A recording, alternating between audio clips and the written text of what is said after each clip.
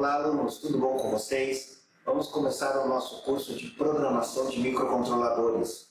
Nós vamos falar um pouco da nossa ementa, os critérios de notas, ver um pouco sobre a parte de algoritmos e fluxogramas. Vamos para a aula!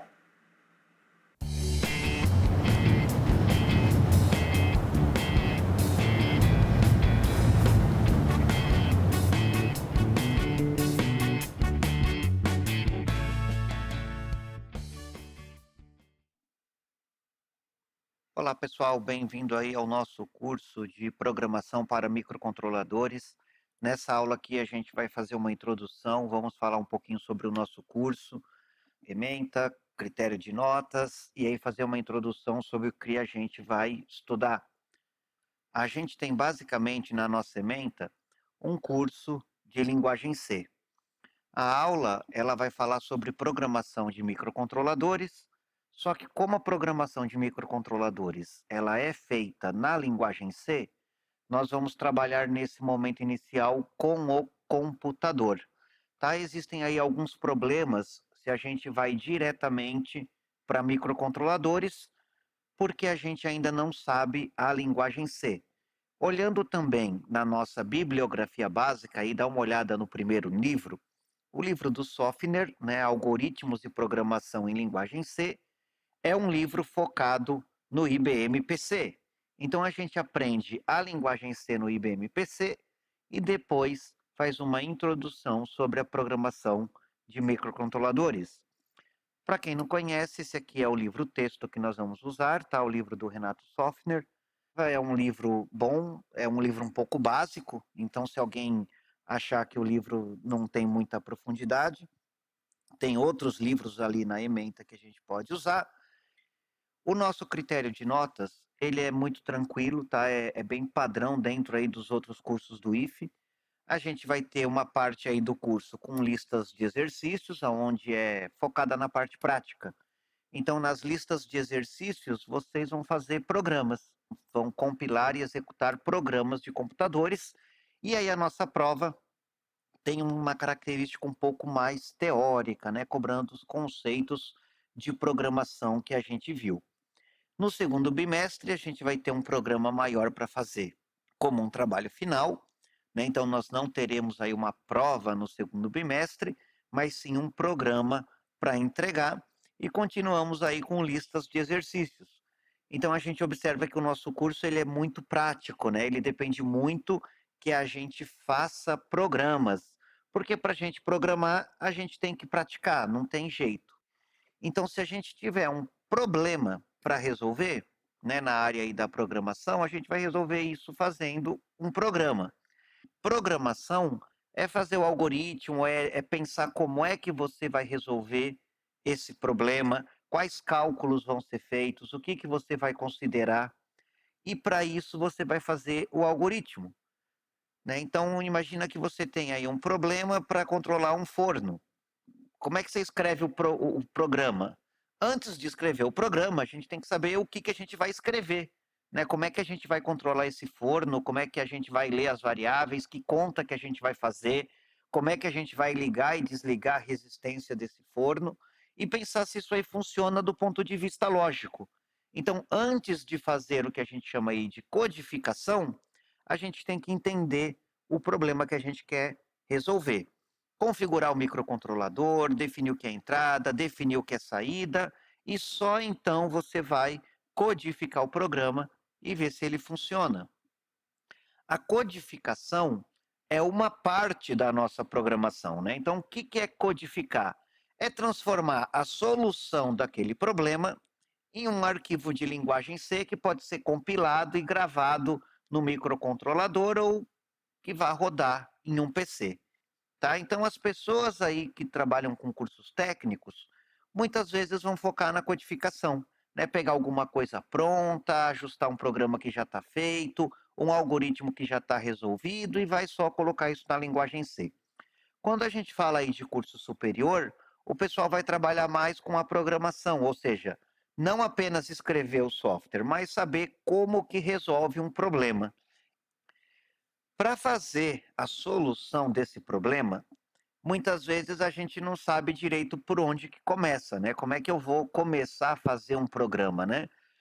O jeito mais comum é fazer um fluxograma, né, com meio de recursos gráficos ou escrito mesmo em papel, para a gente obter um algoritmo que possa ser testado. Ou seja, essa parte de fluxograma ajuda a gente com a lógica. Vamos imaginar lá o exemplo do forno. Né? Quando você determinar qual é a temperatura máxima que você pode ter, qual é a temperatura mínima que você pode ter, como é que vai ser o controle desse forno, aí você tem o algoritmo. E o algoritmo não depende da linguagem C, ou da linguagem Java, ou da linguagem Python. O algoritmo é só a lógica do que você quer fazer. Por exemplo, um sistema de controle para um aquário. Né? Como é que você vai monitorar os produtos químicos que você vai colocar? Como é que você vai saber qual é o oxigênio da água? Que sensor que você vai usar? Tudo isso aí faz parte de resolver o problema. Então tem a ver com fazer o meu programa de computador. Se eu quiser ter um sisteminha aí para uma sala de reunião e o cliente quer que use a touchscreen, como é que programa uma touchscreen? Como é que a gente vai desenhar o gráfico dessa tela? Tudo isso aí faz parte daquilo que a gente tem que entender para fazer o nosso programa. Mas é claro que quando a gente tem pouca experiência, a gente não vai fazer um programa com touchscreen e nem monitorar valores complicados. Então a gente pode ter um problema simples, né? Por exemplo, eu preciso controlar um motor e eu tenho que fazer o cálculo de seno e cosseno. Não existe seno e cosseno pronto. Então eu tenho que descobrir que biblioteca que eu uso, que código que eu escrevo, se eu tiver que calcular um seno e cosseno, que seria um problema mais simples. Então, o fluxograma, pessoal, é só um diagrama lógico para a gente escrever o nosso problema. Dá uma olhada aí na tela, no lado esquerdo. Eu tenho um símbolo que marca o início e fim do meu programa. Tem um símbolo de entrada e saída genérico, por exemplo, um dado que vem do teclado, um sinal que vem de um sensor. Eu tenho um quadradinho que vai representar os processos que eu vou executar, as coisas que eu quero fazer. Eu tenho símbolos para tomada de decisão, sim ou não, verificar se uma variável é maior que a outra. Eu tenho símbolos de seleções. E isso pode ser aplicado não apenas a programas, mas a problemas que eu tenho que resolver. Se eu olhar no lado direito, eu tenho um exemplo. Fazer website, eu também posso não saber por onde é que eu começo. Então, eu tenho aí o início do meu problema, a primeira coisa é definir o tema. Vai ser um site do quê? Vai ser um site de venda? Vai ser um site de treinamento? Como é que é o site da concorrência? Eu tenho que pensar nisso para fazer o meu site. Né? Vai ser um site muito grande? Vai ser um site com muito conteúdo? Vai ser um site mais simples? Tudo isso aí eu posso colocar na forma de um fluxograma. E observe que eu nem comecei a escrever o meu site, mas eu já estou pensando nos problemas que eu tenho que resolver. E aí vai analisar criticamente. O texto está bom? O site está bom? Se não tiver bom, vai para revisão. E volta e analisa. Se não está pronto, vai para revisão. Só depois que você vai começar a colocar texto on page, né? Ou seja, colocar o texto na página. Então, observe nesse fluxograma que antes de você colocar o texto na página, você pensou em muita coisa antes. Né? Precisa de uma imagem otimizada, precisa de um fundo transparente. E é a mesma coisa com o nosso programa. Antes de sair fazendo o programa, eu já estudei o texto da linguagem C que eu vou usar, eu sei usar o comando, eu tenho um exemplo que eu já fiz, eu sei resolver o problema, o que eu preciso aprender para resolver esse problema? Antes de fazer a codificação, tem coisas que eu preciso pensar antes, na hora de fazer o meu programa. Vamos imaginar um exemplo bem simples nesse início de curso. Eu tenho que fazer um programa para calcular a tabuada do 2. Aí ele vai começar lá, 2 vezes 0, 0, 2 vezes 1, 2, 2 vezes 2, 4, e assim vai até 10. Então eu penso num jeito de fazer isso aí, independente da minha linguagem. Então eu tenho que ter alguma coisa que vai contar de 0 até 10. Eu tenho que ter um número que vai dizer que a tabuada é do 2 e mostrar na tela a multiplicação. Tabuada vezes contador. Aí esse meu contador vai de 0 para 1, de 1 para 2, de 2 para 3 até 10. Aí ele finaliza. E se ele não finalizar, ele volta para o passo 3 e vai fazendo a multiplicação. Observe aí do lado esquerdo da tela, meus amigos. Eu escrevi isso com palavras. Né? Eu tenho que ter um contador, eu tenho que definir uma tabuada, eu tenho que fazer a conta. Ou eu posso fazer isso graficamente, do lado direito da nossa tela. Então eu tenho um passo do meu programa que vai ser contador igual a zero. Isso não depende da linguagem C. Eu posso fazer contador igual a zero em qualquer linguagem. Eu posso fazer tabuada igual a 2 em qualquer linguagem. Aí eu vou ter uma rotininha que calcula e mostra na tela e vou incrementar o meu contador. Aí eu vou ver se o meu contador é 10. Se não for 10, mostra na tela o contador que eu incrementei. Incrementa o contador e vai fazendo assim até chegar a 10. Quando chegar a 10, termina. Será que esse algoritmo aí funciona, pessoal? Será que eu não tenho nenhuma pegadinha? Será que é só isso mesmo? Eu tenho que pensar de maneira crítica. Então, eu comecei com o contador igual a zero, tabuada com o número 2 e calculei contador versus tabuada. 2 vezes 0 deu 0, incrementei o contador para 1, o contador não é 10, eu vou fazer 2 vezes 1, 2, incremento o meu contador, e quando eu chegar no contador 9, 2 vezes 9, 18, incrementa da 10. Não é verdade? Ele acabou de mostrar na tela, 2 vezes 9, você incrementou, o contador foi para 10, e aí ele faz a pergunta, contador igual a 10. O contador é 10? É 10, ué, ele vai para o fim, não é o que está na tela? Mas olha só o problema. O último número que ele mostrou na tela foi 2 vezes 9. Aí ele chegou no 10 e terminou. Esse programa não está dando certo, porque ele não mostrou na tela 2 vezes 10, 20. Percebe? Antes de escrever o programa, eu já achei defeito aqui. Se você não prestar atenção na lógica e sair escrevendo o seu programa, ele pode não funcionar e você vai ter que arrumar o defeito. Aqui eu já vi qual é o defeito. Porque com o contador 10, ele não mostrou na tela 2 vezes 10. Então eu preciso, na verdade, contar até 11. Olha que interessante. Quando ele tiver contador igual contador mais 1 e esse valor der 10, eu ainda não vou terminar o meu programa. Porque eu tenho que voltar para mostrar na tela 2 vezes 10, 20. Agora ele mostrou na tela 2 vezes 10, 20, incrementa o contador para 11 e aí ele termina. Como uma coisa simples como a tabuada do 2, pode dar bug, pode ter defeito. Então, o programa funcionar, né, compilar e rodar, não quer dizer que ele está certo. No caso anterior, se eu escrever um programa com isso aqui que está na tela, ele funciona, ele compila, só que ele não vai dar certo, porque ele não mostra a tabuada até o número 10. Então eu tenho que tomar muito cuidado com a lógica do meu programa. Então, pessoal, vamos lembrar de uma coisa nessa introdução. O único jeito de aprender é praticando.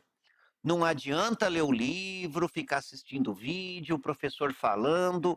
Você precisa fazer exercícios e escrever programas. Fazer programas pequenos, fazer programas simples é o melhor jeito de aprender, não começando com um programa muito grande. E é assim que a gente vai tocar o nosso curso. Fazer um programa e dar erro é normal. Quando ele compila sem erro, que é uma coisa estranha. A gente vai se acostumando com isso. E as mensagens de erro, elas não são muito boas. Ele não vai escrever para você uma mensagem de erro dizendo que a sua variável está com o nome errado, então, por favor, coloque letra maiúscula. Ele só vai dar um erro maluco lá e pronto, e você se vira para arrumar. Então, a mensagem de erro na linguagem C, ela não é muito boa. Não deu erro, compilou. Aí o aluno fica feliz da vida porque o programa compilou, está rodando. Mas não quer dizer que ele está rodando direito, não quer dizer que ele funciona, porque pode ter bug. O primeiro programa a gente viu que tinha um bug, ele contava até 10, só que tinha que contar até 11. Então ele não funciona. Qual que é o programa que está pronto e está funcionando? É quando ele é testado e ele faz o que a gente pediu. Um programa que calcula tabuada, ele tem que começar no 0 e tem que terminar no 10. Se ele termina no 9, não é nota 10 para vocês. É claro que também vai ter uma nota boa, porque ele fez quase tudo. Mas cuidado, pessoal, tem que testar o programa na hora de fazer o exercício. Para começar, a gente já tem aí alguns exercícios no final do capítulo 1 do livro. Eu reproduzi aqui alguns exercícios que eu escolhi para a gente fazer. Vamos dar uma olhada direto no livro? Vamos pegar o livro aqui e vamos abrir o livro para a gente olhar. Então, tem aqui o livro do Sofner, estou abrindo aqui o meu PDF, né? Vou colocar aqui na tela. Tenho aqui o livro que a gente vai adotar. Aí o capítulo 1 do livro, o que eu tenho no capítulo 1 do livro, que nós já começamos a introduzir. Olha lá, lógica de programação, né? Como é que funciona a lógica, o que é algoritmo, é o que a gente está falando nessa aula. Vamos dar uma olhada aí no capítulo 1, então, vamos descendo. Né? Aí ele dá exemplo de lógica, né? Então, se todo homem é mortal e Sócrates é um homem, é claro que, pela lógica, Sócrates vai ter que ser um homem mortal, né? Senão seria Deus. E a gente tem exemplos de expressões que a gente compara. 10 é menor que 6? Se for verdade, faz uma coisa. Se for falso, vai para outra. Né? Fulano é competente, sim ou não? Né? Fulano é competente, tem que ter uma lógica matemática que vai medir a competência dele com conta. Não é? Programa de computador vai fazer contas. E aí ele vai dando as tabelas verdade, verdadeiro ou falso, a gente já conhece isso, né, na parte de eletrônica digital. E aí ele vai falar, olha só, os mesmos desenhos que tinha na nossa transparência, é daqui que veio a nossa aula, não é verdade? Então eu tenho entrada e saída de dados, processamento, decisão. Ele colocou lá um símbolo novo de saída da tela, vai mostrando como é que é o fluxo de um programa. Nós vamos retomar um pouco na próxima aula para facilitar para vocês. Mas tem vários exemplos aqui, além daquele exemplo do website. Ó como é importante ler o livro, né, pessoal? Como o nosso livro é bacana, embora seja um livro muito simples, é um livro que ajuda bastante o estudo da gente. Um exemplo aqui de calcular a média. Se a média for maior que 6, ele escreve na tela aprovado. Se média não for maior, ele escreve reprovado e aí termina. Calcula a média e vê se é maior que 6. Pronto. Isso aqui é um algoritmo para um programa. E não depende se é linguagem C, se é Java, se é para site. Isso aqui é a lógica que eu vou ter que implementar. E chegamos, então, nos nossos exercícios. Cadê a nossa transparência, né? Desenhe um algoritmo que receba 2 números e mostre a soma, né? O nosso exercício 3, olha lá. Desenhe um algoritmo que receba 2 números e mostre a soma, subtração.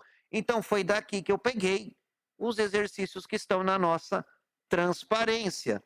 E aí ele vai com referências bibliográficas, se a gente quiser estudar alguma coisa. Então, é muito importante a gente ler o livro e começar a trabalhar entendendo o que é lógica, como é que isso vai funcionar no nosso curso.